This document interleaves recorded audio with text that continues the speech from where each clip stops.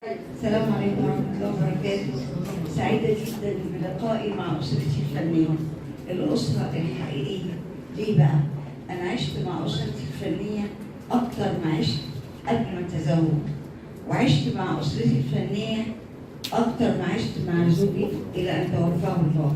فلما بقول عائلتي الفنية أنا بقولها بصدق يعني. بشكر عائلتي الفنية بإقامة هذه الاحتفالية لسيدة المسرح العربي حبيبة قلبي. كل إنسان في الدنيا يا جماعة أيا كان يبقى له مثل أعلى، يبقى فيه قدوة عاوز يبقى زيه.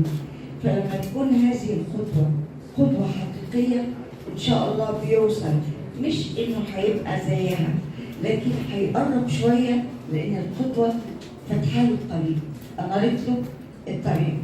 مدام سميحة أيوب إذا كان الرئيس حافظ الأسد أطلق عليك سيدة المسرح المصري، فأسرتك الفنية بتطلق عليك ملكة المسرح المصري، ولا يوجد ملكتين، هي ملكة واحدة مدام سميحة أيوب.